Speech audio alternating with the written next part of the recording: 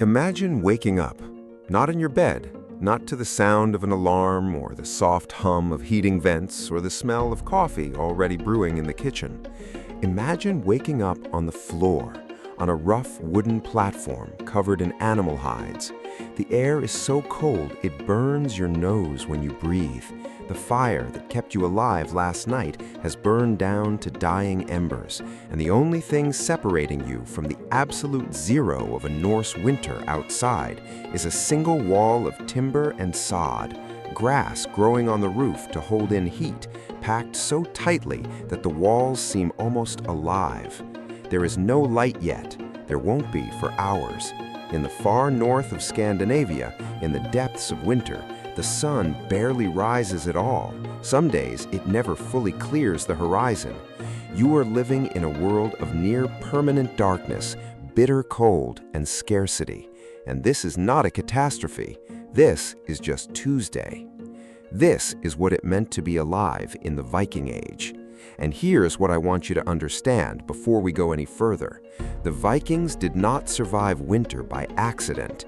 They did not white-knuckle it through the cold by sheer toughness alone. They built entire civilizations around survival. They developed systems of food, of shelter, of social structure, of psychology, forged over centuries in some of the harshest conditions the human world has ever produced. What they built was extraordinary, and you, with every advantage of the modern world, would not last 2 weeks. Stay with me, because by the end of this, you won't just understand how the Vikings survived, you'll understand why most of us have completely forgotten what survival actually means. Let's start where every Viking winter started, before it even arrived. The Norse calendar was not organized around dates, it was organized around tasks. The Old Norse word for the months of early autumn, haustmanas, literally means harvest month. And that harvest wasn't just about food, it was about life and death accounting. Every family, every farm, every small coastal settlement from Norway to Iceland had to answer a single brutal question: do we have enough? Enough grain, enough dried fish, enough salted meat, enough firewood, enough animal fat to render into oil for lamps, enough wool to spin into clothing thick enough to resist a wind chill that could kill you in minutes. The calculation was ruthless, and the margin for error was almost nothing. Archaeological evidence from Norse farm sites like Stong in Iceland, preserved beneath volcanic ash from the 1104 eruption of Hekla, one of the most remarkable archaeological finds in the North Atlantic, reveals exactly how tight these margins were. The longhouses were not large. A typical Norse farm longhouse of the 10th or 11th century might be 15 to 30 meters long and 5 to 7 meters wide. And inside that space lived not just a family, but their animals. Their livestock, cattle, sheep, goats, were brought indoors during winter, not in a separate barn, inside the longhouse itself, in the far end, separated by a low partition. This was not primitive, this was genius. The body heat from the animals helped warm the structure. The longhouse was, essentially, a shared heating system between humans and livestock. In the recorded temperature averages for coastal Norway in the depths of winter, regularly plunging to -10, -15, sometimes colder in inland valleys, that animal warmth was not a comfort, it was the difference between life and death. But we're getting ahead of ourselves. We haven't even talked about the cold yet, not the real cold. You need to understand what -15 degrees Celsius actually feels like on exposed skin. Within 30 seconds, sensation in your fingers begins to fade. Not pain, the pain comes later. First, there is numbness, which feels almost like warmth. The body is lying to you. It is shutting down your peripheral circulation to protect your core, your heart, your lungs, your brain. Your fingers and toes are being sacrificed to keep your vital organs alive. Within 3 to 5 minutes of exposure without protection, frostbite begins to form in extremities. The skin becomes waxy, pale, hard. Ice crystals form inside the cells themselves, rupturing the cellular walls. This is not something you feel happening, you feel nothing. Now add wind. A North Sea wind in January can bring effective temperatures to -25, -30. At those temperatures, exposed skin can develop frostbite in under 2 minutes. 2 minutes! Now ask yourself, when did you last spend 2 minutes outside without gloves in winter? When did the idea of frostbite ever feel like a realistic risk to you? For a 10th century Norse farmer, it was not a risk to be managed. It was a constant companion, a background hum of mortal danger that never fully went away from October to April. And here's where the Viking relationship with clothing becomes something bordering on sacred. There is a word in Old Norse, klednaður, that roughly translates to garments or clothing, but the weight that word carried in Viking culture was far heavier than its modern translation implies. Clothing was survival technology, full stop. The foundation of Norse cold weather protection was wool, but not the scratchy, coarse wool you might be imagining. Norse sheep, particularly the old Icelandic breeds still raised today, produce a fleece with 2 distinct layers, a coarse outer layer called tog, which repels water and wind, and a fine inner layer called fell, which insulates. This combination is, in purely physical terms, extraordinarily effective. It traps air, and air, as any insulation engineer will tell you, is the greatest thermal buffer known to physics. Norse women, and this is critical to understand, were the engineers of survival.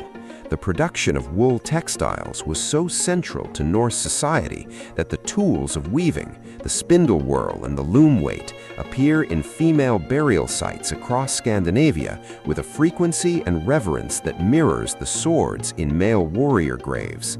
This was not domestic labor in the diminished sense we sometimes assign to it. This was manufacturing life-critical equipment. Experimental archaeologists working with replica Norse textiles have found that a properly layered Norse wool outfit, tunic, trousers, kyrtil, and a heavy wool cloak can maintain core temperature in conditions that would hospitalize a modern person wearing contemporary outdoor gear. Not outperform, match. 1,000-year-old textile technology, refined through generations of life or death feedback, holds its own against modern synthetic materials. But here is the part no one tells you. That clothing required constant maintenance. The wool had to be combed, spun, woven, and sewn, a process so labor-intensive that historians estimate a full set of Norse winter garments required hundreds of hours. Hundreds! If your cloak was torn by a branch or your boots wore through from weeks of ice and snow, you did not go to a store, you repaired it, or you died. Can you spin wool? Can you weave? Can you make a waterproof seam by hand in the dark of a longhouse lit by a single oil lamp? No, neither can I. Ragnarok, the final winter of the world, was not merely mythology. It was the nightmare that gave winter its existential teeth. In the Norse conception of apocalypse, the world does not end in fire or flood. It ends in Fimbulwinter. 3 years of winter without summer in between. 3 years of darkness and cold and starvation. The ultimate horror was not death, it was winter that never ended. They were telling you, through the oldest storytelling technology our species possesses, what they feared most. And they were also telling you that they had faced it before, that their ancestors had endured, that the sun had always returned. That was the function of the stories, not entertainment, survival. But let's come back to the physical world, because there is something about Norse winter survival that is almost never discussed, and it is perhaps the most astonishing piece of all: the sea. Most documentaries about Vikings focus on the summer, the raids, the longship cutting through open water, the expansion to the British Isles and Normandy, and even North America. But the Norse relationship with the sea in winter was something completely different. And it was, in many communities, the difference between survival and starvation.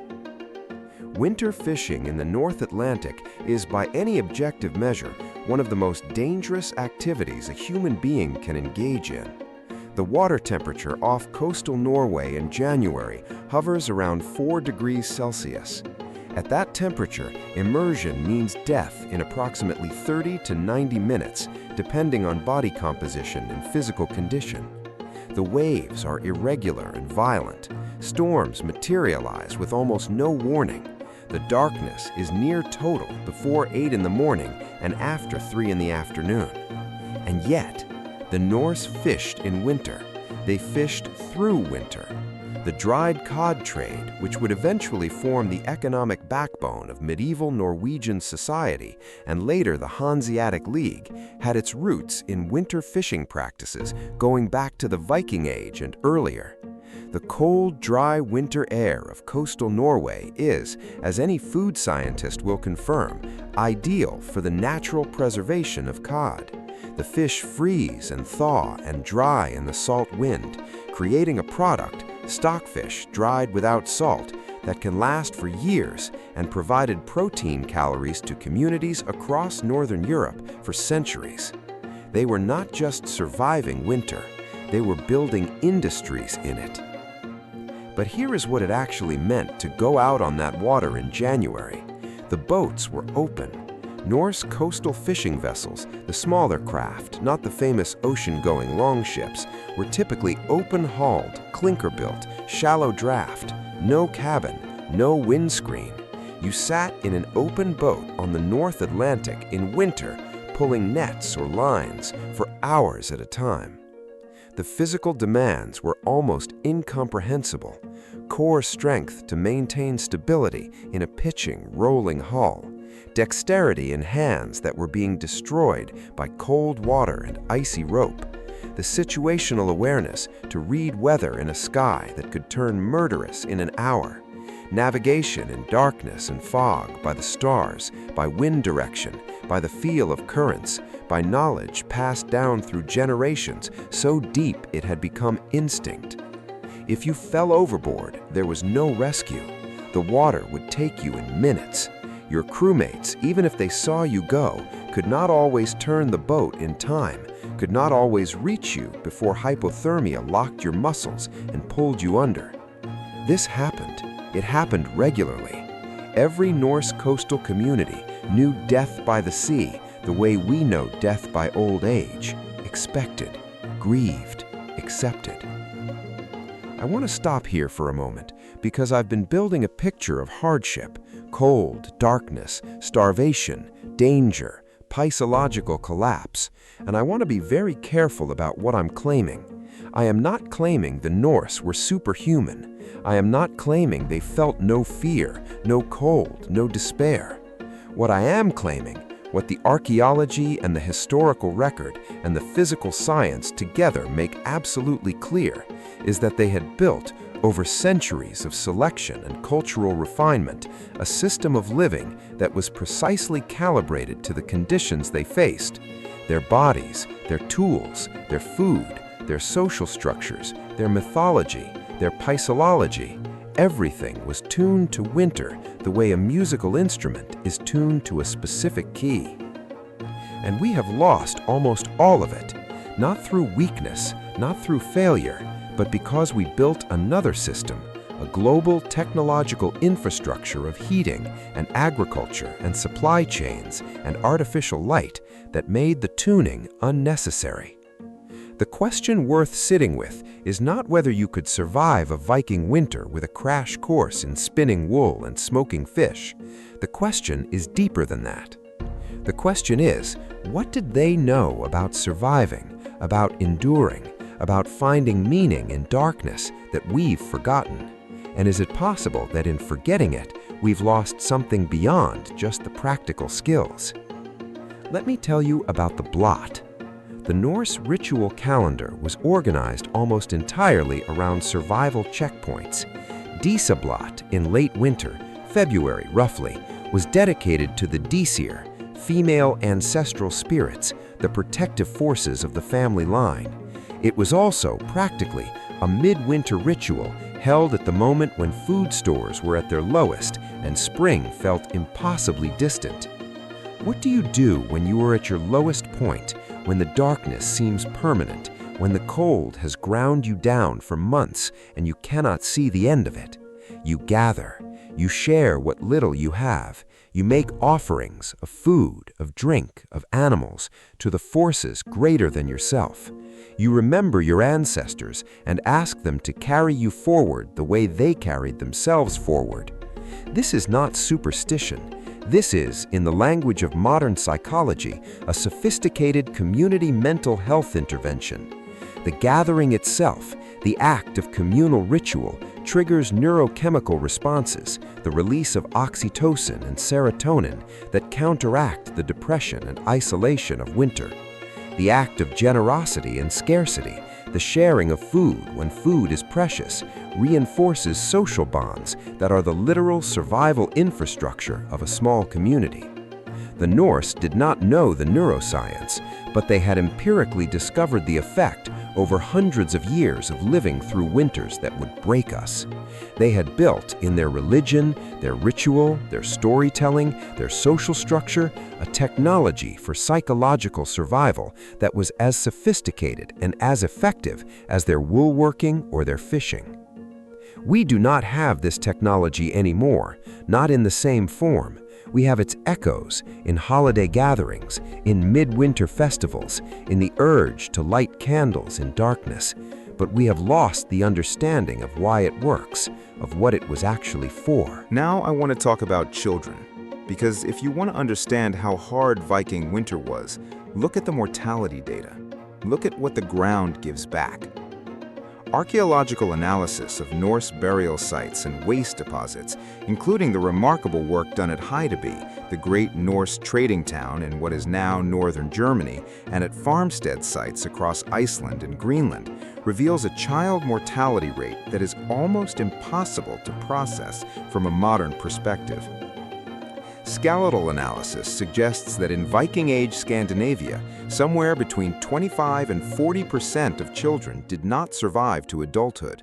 Depending on the site and the conditions, the numbers are sometimes higher. The causes were multiple: infection, malnutrition, the cold itself, the injuries that come from a life of physical labor starting at a very young age. Winter was the killing season for children.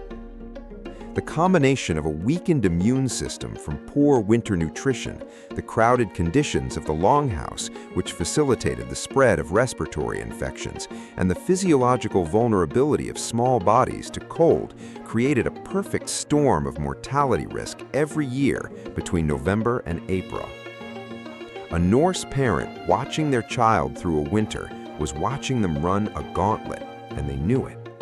And they still had children. And they still named them, and they still, as the grave goods in children's burial sites across Scandinavia reveal, buried them with small toys and personal objects and the same ritual care given to adults. Because love does not wait for safety. Because the people who lived through this were not statistics.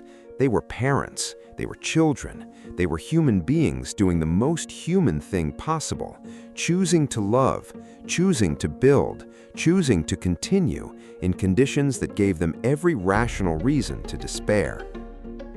Let's come to the end of winter, because it never just ended.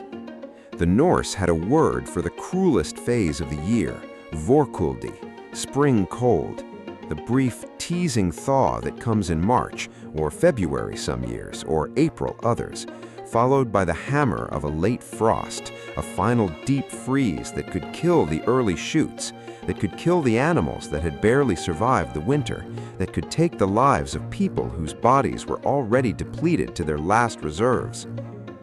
Spring was not rescue. Spring was the final test. By the time Vorkuldi arrived, the food stores were at their minimum, bodies were at their minimum, immune systems were compromised by months of cold and darkness and nutritional deficit. And into this vulnerable moment came the treacherous warmth, warm enough to reduce caution, not yet warm enough to sustain life. The Norse celebrated the arrival of true spring, the lengthening days, the return of migratory birds, the first genuine green shoots, with a fervor that was also grief. It was relief, it was exhaustion, it was gratitude of a depth we cannot fully access because we have never truly needed what spring gives. When the sun finally climbed back over the horizon and stayed there, it was not a pleasant change in weather. It was the return of everything. It was the proof, once again, that the darkness had not won. I started this by asking you to imagine waking up in a Viking longhouse. I want to end by asking you something different. What would it change in you, not practically, but essentially, if every spring sunrise was a survival you had genuinely earned? If every loaf of bread represented months of labor and risk? If every night spent warm was a problem you had actually solved, not a problem that had been solved for you by a civilization of pipes and wires and global supply chains you will never see and never need to understand? The Vikings were not better than us. They were not harder in some romanticized warrior sense. They were not immune to fear or cold or grief or despair, but they were present to their lives in a way that we, floating above the actual requirements of existence on a cushion of technology we didn't build and don't understand. They knew where their warmth came from. They knew where their food came from. They knew that the people beside them in the longhouse were not just company, they were the difference between life and death. They knew that the darkness would try to take them every year, and that survival was not guaranteed, not for them, not for their children, not for anyone. And knowing that, carrying that knowledge in their bodies, in their work, in their stories, in their gods, they built something remarkable. Not an empire, not a civilization in the monumental sense.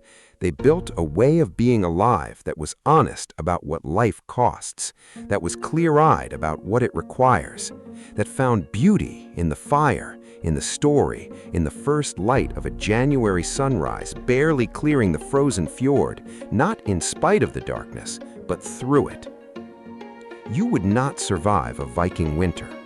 But perhaps the more important question is what surviving one would teach you. The sun is returning. It always returns. They knew that, and they staked everything on it every year in the dark. Maybe that's worth remembering.